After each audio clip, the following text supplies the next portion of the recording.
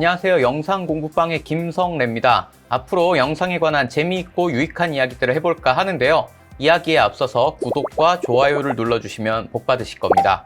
이번 영상에서는 색보정에서 이야기하는 프라이머리와 세컨더리라는 용어에 관한 이야기를 해보겠습니다. 먼저 이 단어의 정의부터 이야기를 해보려고 합니다. 우리가 순서를 이야기할 때는 보통 first, second와 같은 표현을 사용합니다. 프라이머리, 세컨더리는 이와는 의미가 조금 다른데요. first가 순서상으로 먼저, 첫 번째와 같은 의미로 쓰인다면 프라이머리는 가장 중요한, 근본적인 것 같이 가치적으로 우선하는 것이라는 의미가 있습니다. 이런 부분을 기억해 주시고요. 이야기를 시작해 보도록 하겠습니다. 어떤 유무형의 결과물을 만드는 작업에서는 일이 진척되는 과정이나 정도, 즉 작업 공정에 따라서 분류를 하는 편입니다. 어떤 일이든 혼자 할 수 있는 것보다 여러 명이 모였을 때 할 수 있는 일이 많은데요. 여러 사람이 참여한 방식에서는 공정별로 업무를 할당하고 일을 진행시키는 것이 효과적일 겁니다. 이런 공정은 영향 범위가 큰 기본적인 부분부터 시작해서 영향 범위가 작은 지역적인 부분을 다듬어가는 방향으로 진행되는 경향이 있습니다.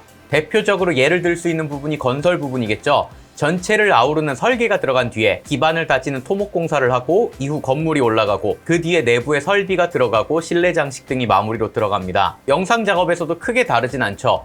프리 프로덕션, 프로덕션, 포스트 프로덕션과 같은 표현도 작업 공정에 따른 분류라고 볼 수 있습니다. 이런 공정 역시 앞서 말한 방식처럼 큰 범주에서 점점 좁혀나가는 방식으로 이해할 수 있습니다. 후반 작업, 포스트 프로덕션을 또 들여다보면 에디팅, VFX, 컬러 그레이딩, 사운드 믹싱 등 각 분야를 더 세밀하게 다듬어가는 작업을 진행합니다. 각 공정을 들여다보면 세부적으로 나뉘겠죠. 색보정 과정에서 보이는 프라이머리와 세컨더리 과정 역시 이런 관점에서 보실 수 있습니다.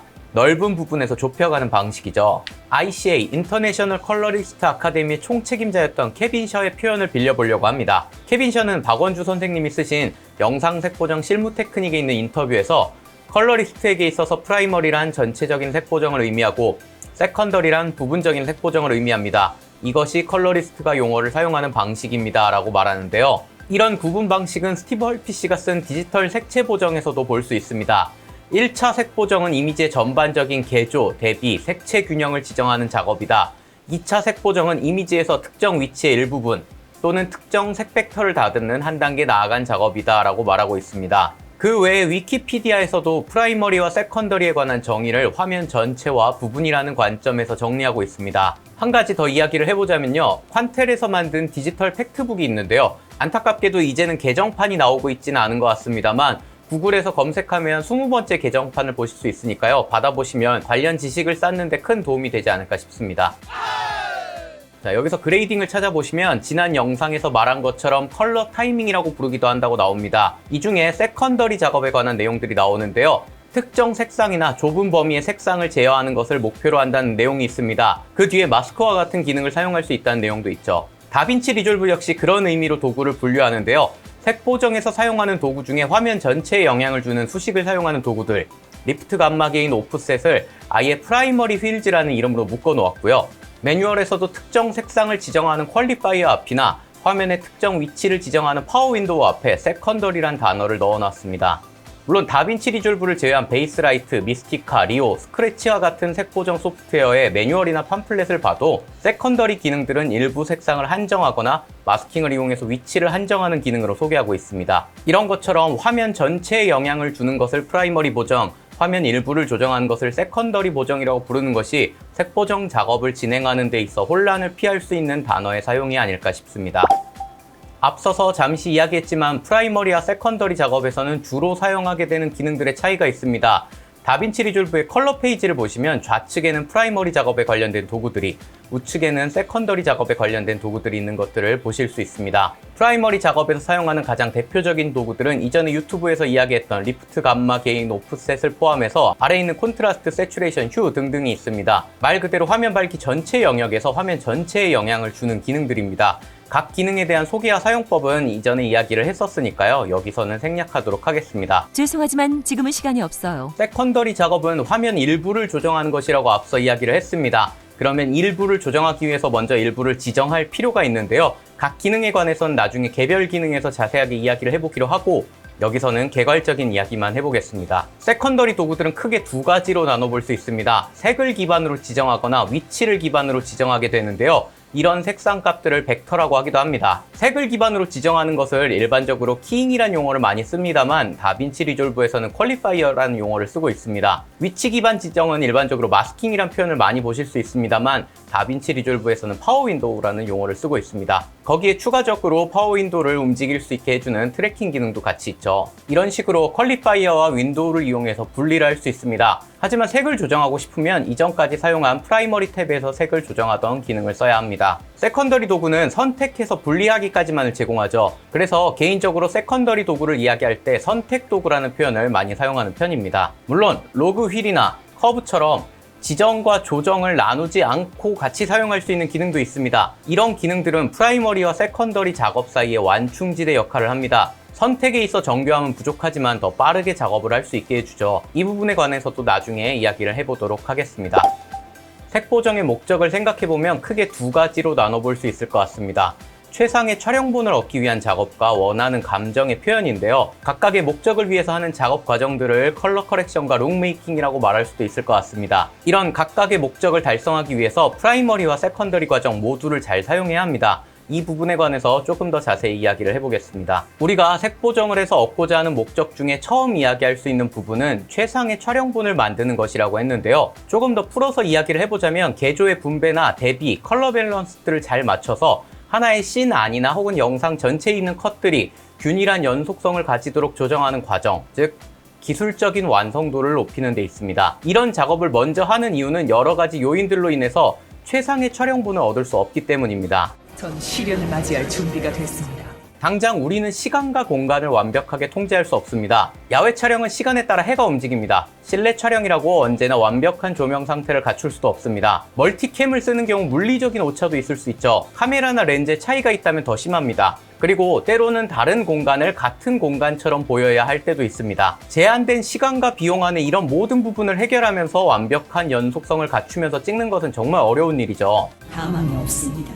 겨울 장면인데 제작 기간 때문에 여름에 찍을 수밖에 없었던 장면들을 바꾸는 작업처럼 정말 말 그대로 많은 수정을 하는 일도 있었습니다. 이런 부분들을 작업할 때 프라이머리 기능을 잘 사용해서 좋은 개조의 분배와 대비, 컬러 밸런스 등을 맞추는 과정이 중요하다는 것들은 많이 알고 계시는데요. 이 과정에서 세컨더리 기능을 적극적으로 사용해서 이런 작업을 진행하는 경우도 제법 있습니다. 예를 들어 보겠습니다. 이런 미디엄샷 뒤에 풀샷이 붙었습니다. 똑같이 보정한 장면인데 미디엄샷에선 보이지 않았던 창문이 뒤에 나오면서 이 부분 때문에 풀샷에서 미디엄샷에 비해 차가운 느낌이 좀 강하게 들고 연속성에 있어서 아쉬움이 생길 수 있습니다. 그래서 이 화면에서 가장 따뜻하지 않은 화면 왼쪽의 창가 쪽을 분리해가지고 따뜻한 색감을 이렇게 더했습니다. 이런 식으로 기술적인 완성도나 연속성을 위해서 프라이머리 작업뿐만 아니라 세컨더리 작업을 진행할 수도 있는데요. 이런 식으로 목적에 따라 다양한 도구를 사용하는 방식은 색 보정의 두 번째 목적에서도 똑같이 적용됩니다.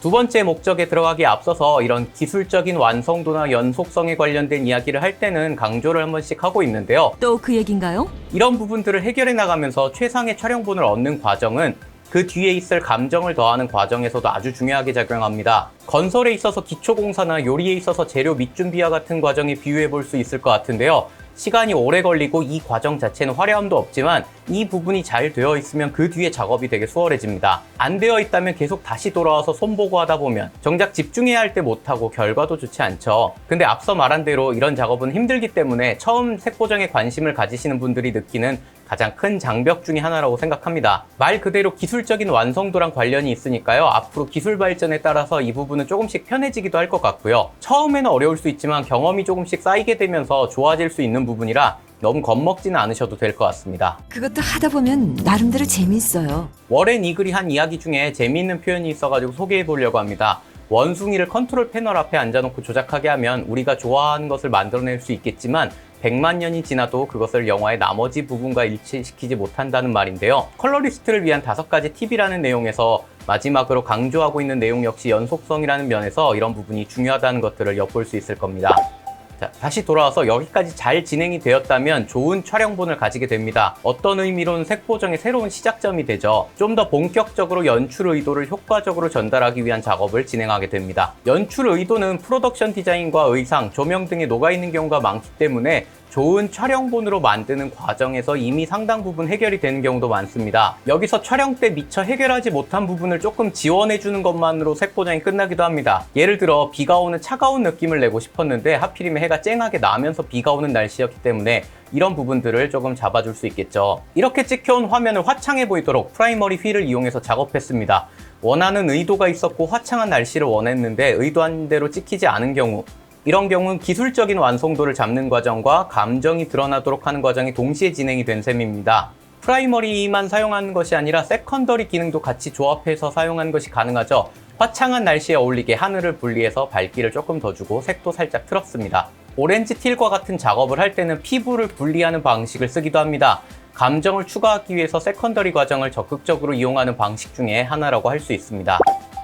이런 부분들을 미루어 보면 최상의 촬영본을 얻기 위한 목적과 원하는 감정을 표현하는 목적 모두를 위해 프라이머리랑 세컨더리 기능을 조화롭게 사용하는 것이 중요하다는 것을 알 수 있습니다. 도식적으로 보자면 단순하게 프라이머리는 컬러 커렉션이고 세컨더리는 룩 메이킹이다, 이런 식으로 접근하는 것보다는 이런 식으로 서로 얽혀 있다고 생각하는 것이 더 이해에 도움이 되지 않을까 싶습니다. 앞서 말했던 것처럼 작업에서는 같이 사용되거나 겹치는 영역이 있는 만큼 이런 벤 다이어그램처럼 생각해 보셔도 될 것 같습니다. 말 되네.